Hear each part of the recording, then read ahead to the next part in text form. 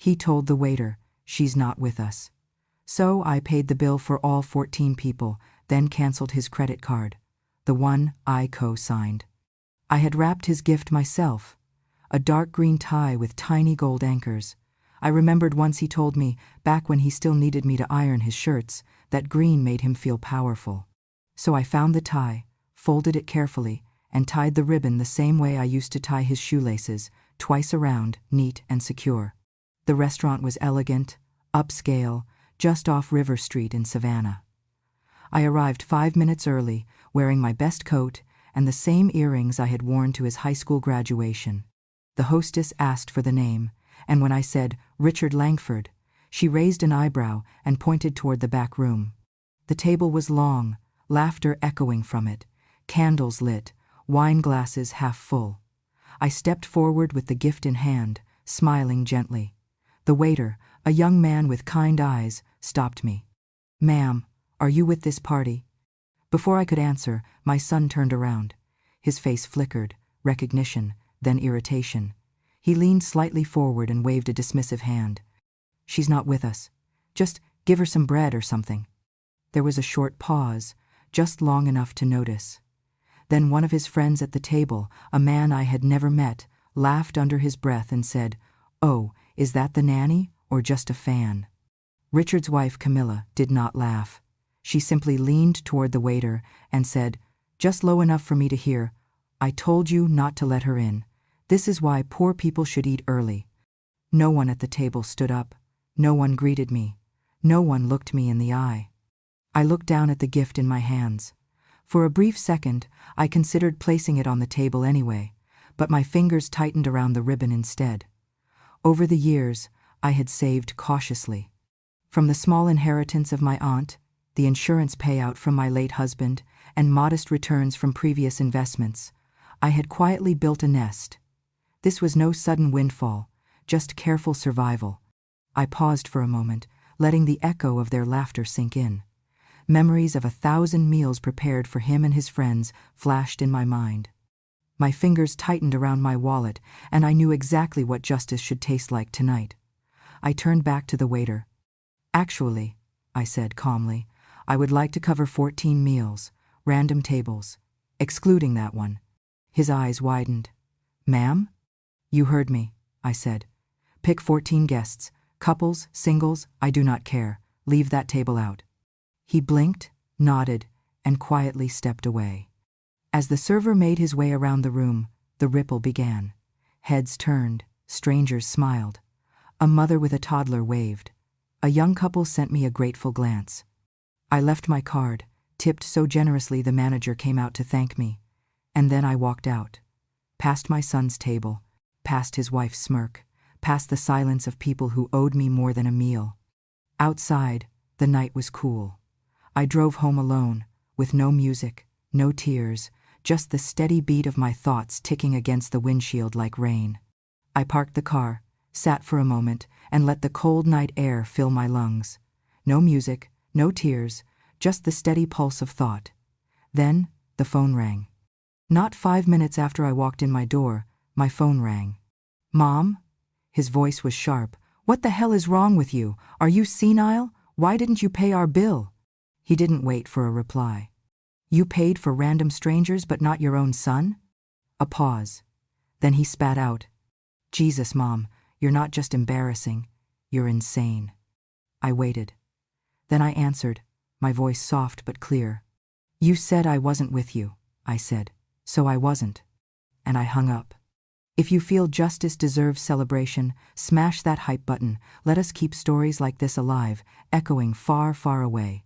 Your support helps us bring understanding and love to those who deserve it. Thank you so much. Keep listening. He was such a bright boy.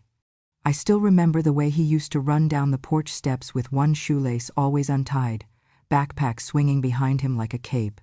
He would jump into the car, his cheeks red from PE, and throw his lunchbox into my lap before even closing the door. "Go, go, Mom, I don't want to be late." I was always on time. I made sure of that. Even on the days I worked the early shift at the bakery and the evening shift at the nursing home, I was there, outside the school gate, waving through the car window, rain or shine. He never asked how tired I was, and I never offered the truth. I did not own perfume or jewelry. My dresses were soft from wear and the sleeves a little loose, but they were clean. I did not eat with silver forks growing up, so I never quite learned how to hold one the right way. And I suppose I brushed my hair with practicality, not precision. One afternoon, when Richard was in 7th grade, I came to pick him up.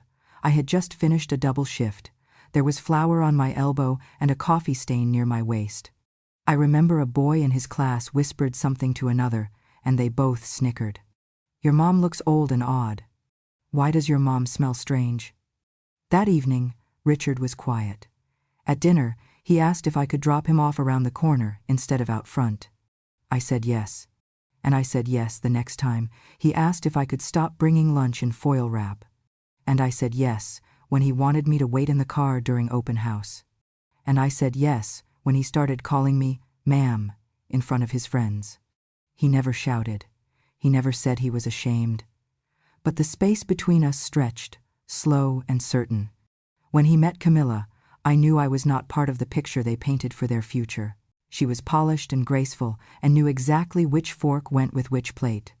She wore pearl earrings, and even when she was furious, her voice never rose. Camilla could insult you like a compliment. One evening, after dinner, I overheard her say to Richard as they cleaned up, "I married a rising star, not a relic." He laughed. I pretended not to hear. Years passed. I attended his events when invited, wore my best coat, sat quietly in the back, and clapped when he spoke. I brought home leftovers and cried over them in gratitude, not sadness, because that was love too. To show up, even when you are shrinking inside. And still, I never expected what came next. 2 months before that night at the restaurant, Richard launched a new business initiative. He had grown quite popular online, an influencer entrepreneur, they called him. One morning, while watering my front garden, a neighbor stopped by. "I saw your son on Instagram," she said. I smiled. "His new post," she added slowly. "It's about you, I think." I wiped my hands and went inside. I opened the app, something I rarely used, and there it was, a sleek black and white photo of Richard at a luxury gala, looking impeccable in a tailored suit, champagne flute in hand. The caption read, "I built myself from scratch. My family did not know the difference between a salad fork and a wrench. My mother never taught me how to dress, how to speak, or how to dream. She did not even know how to smile without looking like she was apologizing. Some of us rise despite the mud we're born in." The comments were filled with praise.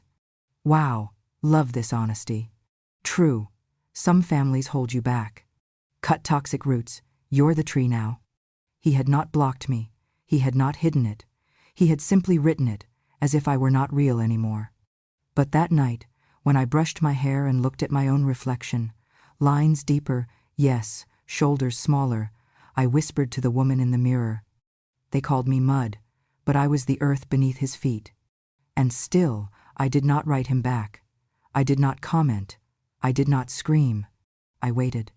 I waited until they invited me to that dinner. And I brought the gift anyway. The first loan was for a used sedan. Richard said he needed it to get to campus interviews on time. The bus routes were too slow, too unpredictable, and you know how these professors judge you if you show up sweaty. He was 20 then.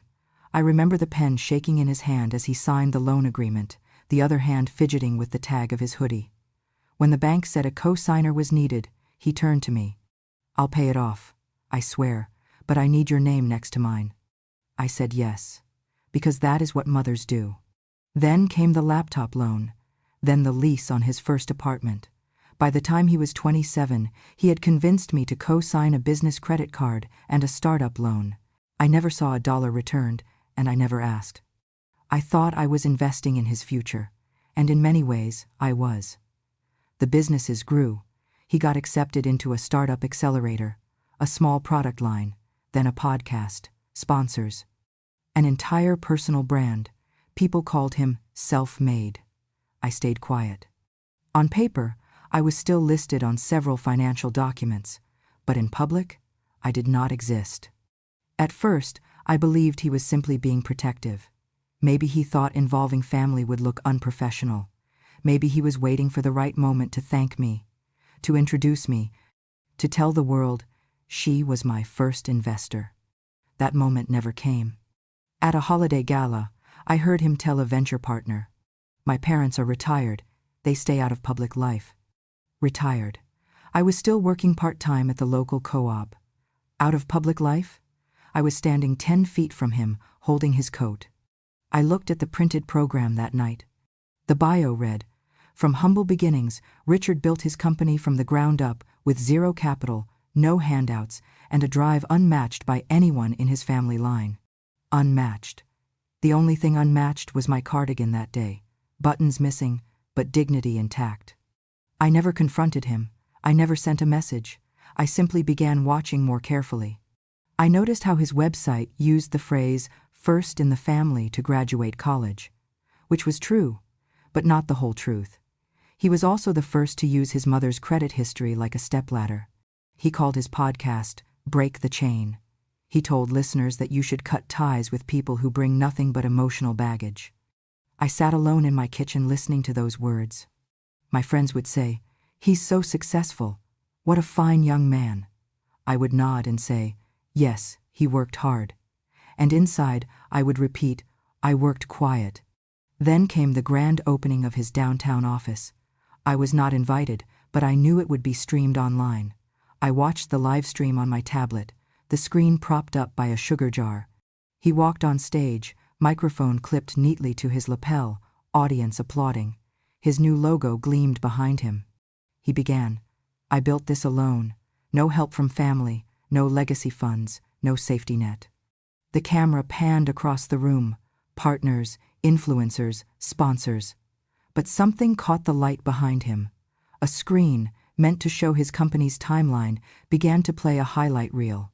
The clip was from an expo 6 years ago, recorded by a friend who had captured the moment without my son realizing. For decades it had sat unnoticed, until tonight. A pop-up booth. He was younger, nervous, holding a prototype, and beside him, in full view, stood me, holding the umbrella over his head. I remembered that day. It had rained, and the booth had no covering. I held the umbrella for 6 hours so his sample flyers would not get wet. The audience noticed. There was a murmur. Someone said, "Wait, is that his mom?" Another whispered, "Didn't he say he had no support?" The assistant rushed to pause the video, but it was too late. The room had seen, and more importantly, so had I. He erased me in every line of his script, but not in the lens of that old recording. He came home that night and said nothing. I didn't ask. But I knew. Erasure leaves a residue, and it always shows in the spotlight.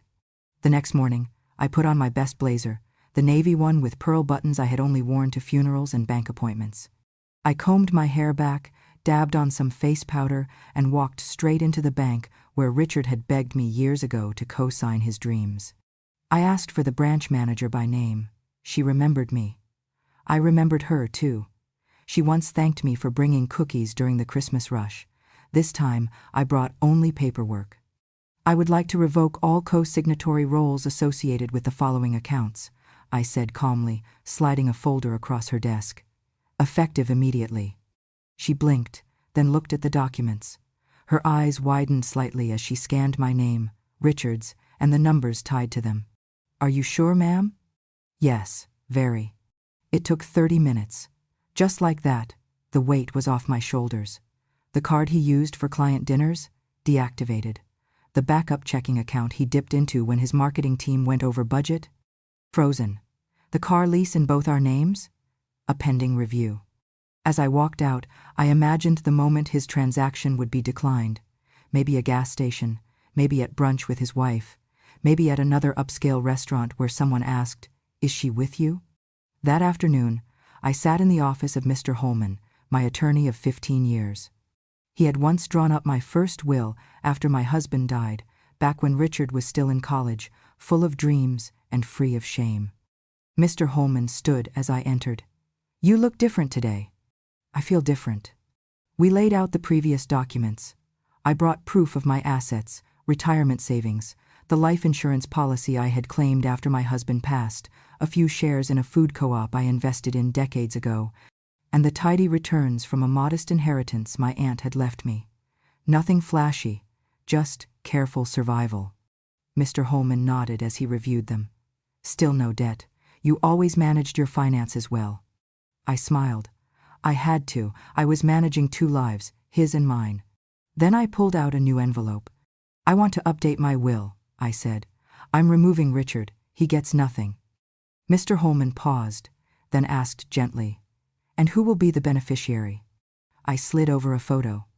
A young man in his 20s, smiling, holding a dog he adopted from the shelter, Travis. He was my student once, in my night class, years ago. He checks on me now more than my own blood does. He changes light bulbs, brings groceries. He reads to me when my eyes hurt. Mr. Holman nodded. You trust him? With my final say? Yes. We drafted the new will together. I read every line. I wanted it clear. Travis would inherit the savings, the stocks, the house, everything. We scheduled the signing for the next morning, in the presence of 2 witnesses and a notary. I insisted on sending copies to all immediate family. I wanted no surprises, no excuses, and no more erasure. When the time came, I walked into the office with my spine straight and my will stronger than ever. The witnesses sat quietly as Mr. Holman read the statement aloud. Travis stood to my right. He did not smile. He simply held my hand. Just as the notary asked me to sign, the door flung open. Richard burst in like a thunderclap. You're insane, he shouted. You can't just erase me. You're breaking the law. Everyone froze. Mr. Holman raised a hand calmly. Sir, this is a private legal signing. I'm her son, Richard barked. You can't do this. She's not of sound mind. She's being manipulated. I looked him squarely in the eyes. I had not raised my voice in 40 years. But that day, I let it ring. You erased me first. I only returned the favor in writing. He stared at me, mouth open, fury rising. But he had no power there. Not in that room. Not anymore. The notary stamped the paper. The witnesses signed. The will was official. Travis gently guided me out the door, while Richard argued with a closed system that no longer had space for him. Let the world call it revenge. I call it correction. I had not planned for the world to find out. I thought my decision, the will, the revocation, the silence, would be mine alone. But fate, it seems, had other plans. A week after that dinner, a clip surfaced on social media. Grainy but clear, taken from a server's phone, it captured everything. The way I approached the table, the hesitation in the waiter's voice, and then Richard's words, sharp, dismissive, definitive. She's not with us. Just give her some bread or something. It was followed by the laughter. That snide voice, is that the nanny or just a fan? And the whisper, cold and cutting, this is why poor people should eat early. Within hours, the video racked up thousands of views. By evening, it hit 500,000. The headlines were brutal. Tech CEO disowns mother in public restaurant. Savannah's golden boy? Not anymore. The comment sections boiled over with outrage. How dare he? She raised him, and this is what she gets? Fire this man. At first, Richard's team tried damage control. A vague tweet appeared on his official account. Family moments can be complicated. Some recordings don't show the whole story. Then came the interview. Him sitting in a tailored gray suit, blinking tears into the camera. She has a history of emotional unpredictability, he said, voice cracking. It was taken out of context. I was trying to protect her from media attention. No one bought it. Not after Travis quietly emailed the original clip to the board of directors at Richard's company. Not after Travis followed up with a folder of court-verified documents showing the revocation, the updated will, the evidence that Richard had been removed not out of impulse but after years of disregard. Within days, shareholders requested a vote. 2 sponsors for his next tech launch dropped out. And the PR firm that once plastered his face across magazines issued a statement. We do not represent clients who violate our values of respect and integrity. The empire he built with borrowed kindness and buried shame began to unravel. And then came the email. From a woman named Kara Sinclair, head of a community arts council in Atlanta. She had seen the clip. She had read the will leaked, though we never knew how. She wanted me to speak at a forum on generational debt, dignity, and motherhood.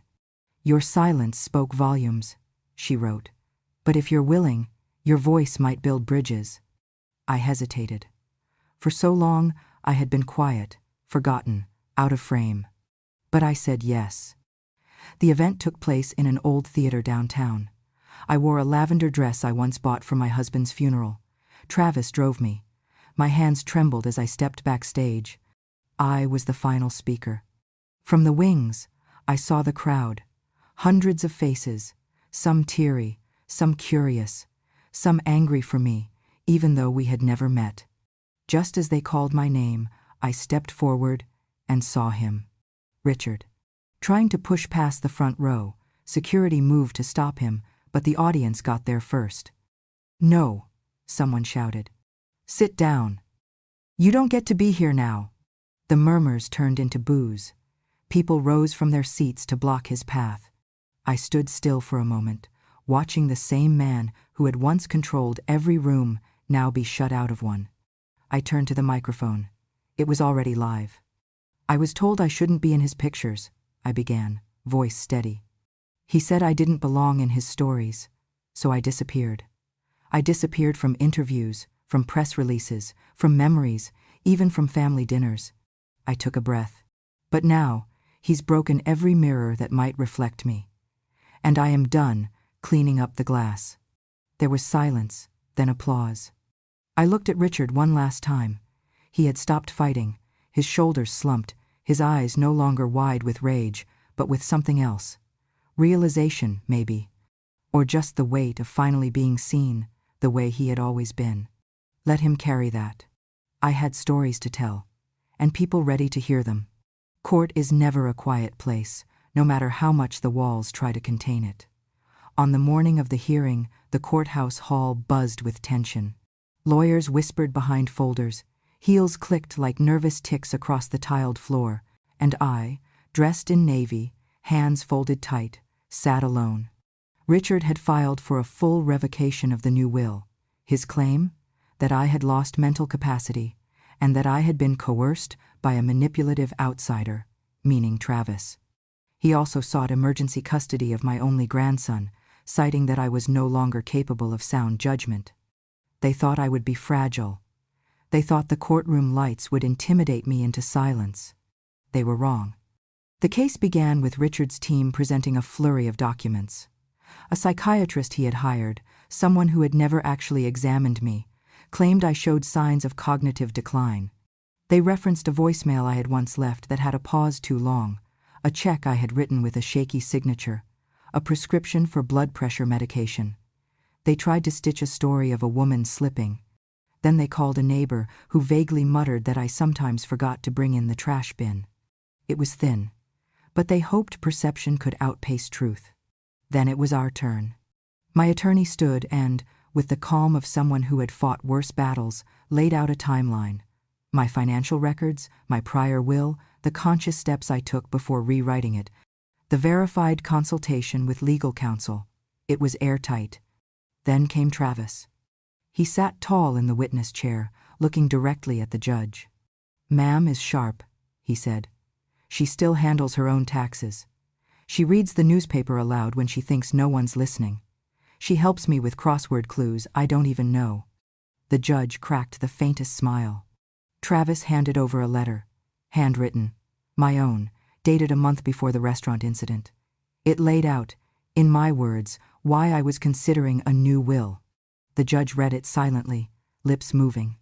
Next came Dr. Pennington, my primary care physician for 10 years. She stated clearly that I showed no signs of cognitive decline. "Her memory's better than mine some days," she joked. But the final blow came from a clip. The same restaurant footage. "She's not with us." It echoed across the courtroom, followed by the laughter. The judge asked for it to be played again. "She's not with us." Silence followed. Then came her verdict. Based on testimony, documentation, and direct evidence, the court finds the most recent will to be valid and the testator to be of sound mind at the time of signing. Richard's lawyer stood, objected, denied. The judge raised her hand calmly. And regarding the request for guardianship, she continued, voice firm, Mr. Richard Cartwright, your behavior demonstrates emotional volatility, lack of respect for parental dignity, and disregard for familial responsibility. You failed custody not because of law, but because you failed love. That line cracked the courtroom like thunder. Richard's lips parted, but no words came. His wife stared down at the floor. A woman behind us gasped softly. No one moved. I didn't look at Richard, not even once more, because it wasn't about revenge. It was about setting the truth down in ink, in law, in record, so no one could erase it again. Outside, as the reporters gathered, I stepped into the light without flinching. The night Richard came to my house, I was not there. It was just past 10 when the porch light flickered to life under motion. I imagine he stood there for a long moment, hands unsure, breath shallow. The house was quiet, front windows dark, no TV humming inside. But the rocking chair on the porch was empty, its cushions neatly fluffed, a small envelope taped to the doorframe. He pulled it down and opened it under the porch light. I had written in my own hand, "You said I wasn't with you, so I moved on." That was all. Richard called my phone. I watched it vibrate on the nightstand beside Travis, where I had left it deliberately. I had gone to bed early, not to sleep, but to choose peace. It rang again, and again. Travis looked at me. I nodded once. He picked it up and answered calmly. "She's busy," he said. "She said you should say it in person." There was silence on the other end. Then, a whisper. "Please, tell her I lost everything. The company, my wife filed separation, sponsors are gone. The board pushed me out. Mom, please, I was wrong." But the line was no longer mine to carry. The next day, neighbors told us he had sat in his car for over an hour, just parked outside the gate. Then he drove off. No knock, no letter, no apology I could read in ink. And you know what? For the first time in decades, I did not ache for his pain.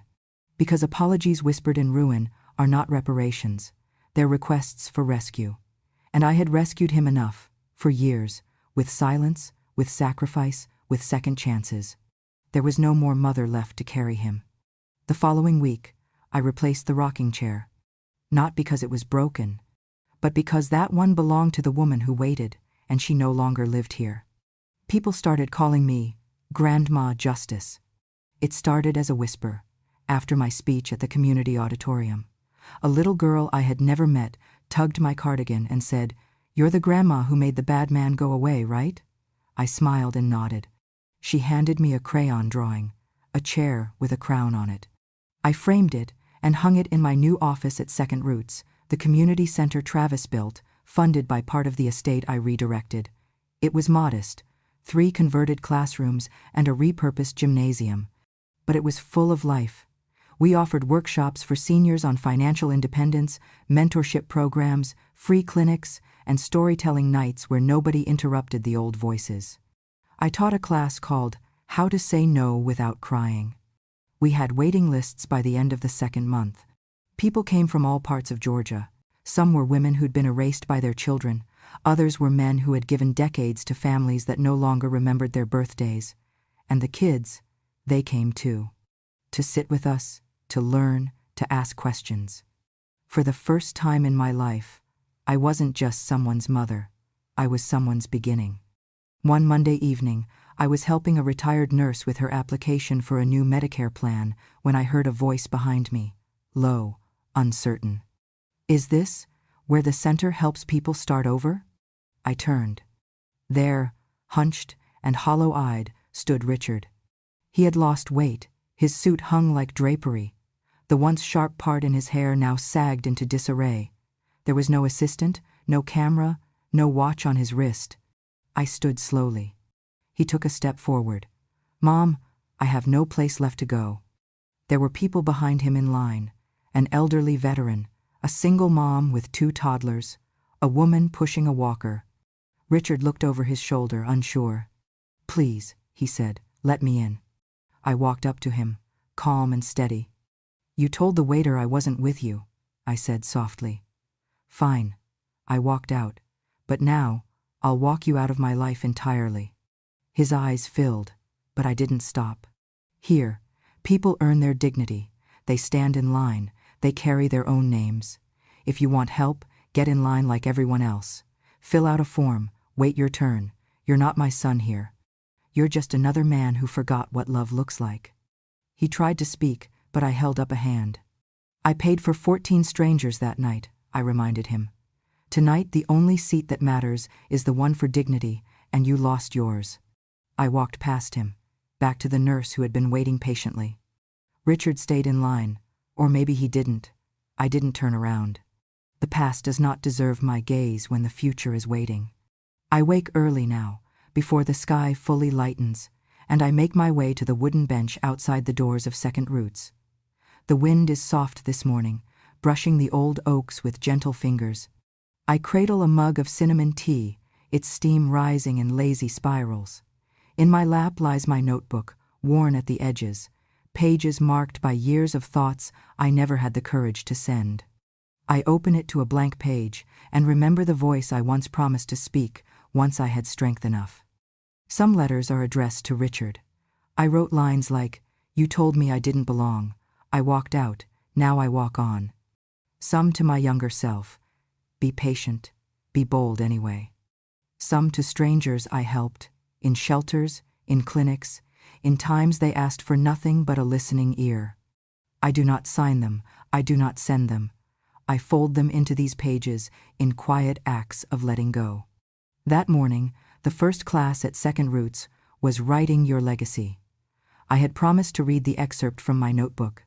The room filled with people, older men, young mothers, children with eyes too old for their years. They sat in a semicircle, notebooks open, pens poised. I read.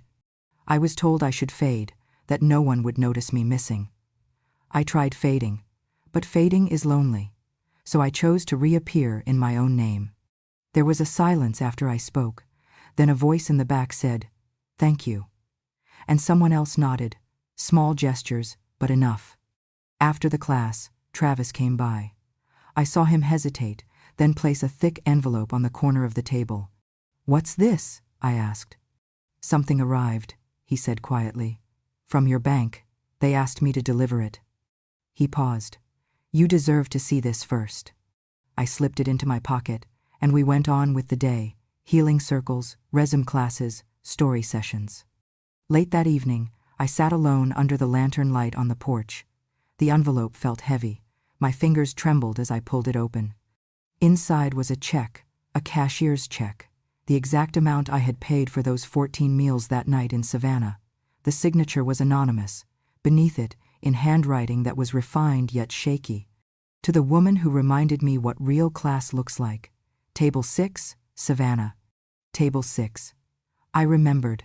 That was where a young couple had sat that night, across from Richard's table, glancing over with embarrassment and sympathy. They had whispered to each other. I had caught their eyes. I leaned back and let the weight of those words wash through me. I had paid for 14 strangers to remind someone that dignity is never forfeited by proximity. Weeks passed. Word spread of the check. Local newspapers ran the story. Mystery donor reimburses. Elderly mother's act of defiance. Social media picked up hashtags like Table 6 paid it forward, Mother worth more, Grandma justice. I did nothing. No press statements, no interviews. I kept teaching, helping, laughing with people who needed it. One crisp afternoon, Richard came again, this time not in a borrowed car. He walked up to the entrance of Second Roots. I saw him through the window, shoulders hunched, his steps measured. He paused at the threshold. Several people looked. Travis stood to the side. I felt the air catch. He looked at me, at the children coloring in the reading room, at the seniors lining up for the nutrition class. "Mom, please," he said. His voice cracked. "Let me in. I lost everything. I have nowhere else." I rose from my chair. The room fell silent. Children looked up. Volunteers paused mid-step. I walked toward him. "You told the waiter I wasn't with you," I said gently. "Fine." I walked out. "But now, I'll walk you out of my life entirely." He swallowed. He tried to speak. The line cracked in his throat, but no words formed. I motioned to the sign in desk. "Fill out the registration form like everyone else. Wait your turn. You are not my son here. You are a man who once erased me." He opened his mouth, then shut it. Someone behind him in line stepped forward, and I walked away. Kids greeted me by name. The woman from the literacy class handed me her completed certificate. The older man gave me his card, asking if I would speak at his church. I said yes. My steps were firm. Richard stayed paused in the lobby, indecision written across his face. Later that night, I sat on the porch with my notebook open. I wrote a new line. I was erased so many times they believed I would disappear, but the problem with bones is you can't bury them without breaking them first. Time moved on. Leaves turned. Snow arrived quietly, but winter that year was not cold for me, because for once I felt the warmth of purpose, of community, of standing in full view. People began to come to Second Roots, not for charity, but for dignity. They came into the doors and said to me, "Grandma Justice, thank you." Others said, "You're the bridge between what was and what can be." Many bowed their heads, tears in their eyes. Some left hugs. Some left whispers. One day, a man I had helped years ago walked into the center. He was now a teacher in another city. He asked if he could use the space to tutor children after school. I handed him the keys. He looked at me, wide-eyed, and said, "You're alive." I nodded. Not just alive, unbound. I don't know what Richard is doing now. I hear rumors. He's been refused loans, turned away by partners, sued over contracts. I hear he teaches community college now, in a small town far from Georgia. I hear the name Langford no longer commands a room. Maybe it breaks him, or maybe it humbles him, that I cannot decide. What I know is this. I paid for 14 strangers that night, not to make you feel small, but to reclaim my worth. Tonight, the only seat that matters is the one for dignity, and you lost yours. And I will sit in that seat forever. Some stories end with applause. Others, like this one, end with quiet footsteps, walking away from what hurt and toward what heals. If you've ever been underestimated, overlooked, or told you didn't belong, know this. Your seat at the table still exists. You just might have to build the table yourself. And if this story moved you, if you believe justice doesn't have to shout to be heard, subscribe to Grandma True Stories, because behind every quiet woman, there's a loud truth waiting to be told. Thank you for listening. We'll be here, telling the stories they thought we'd forget.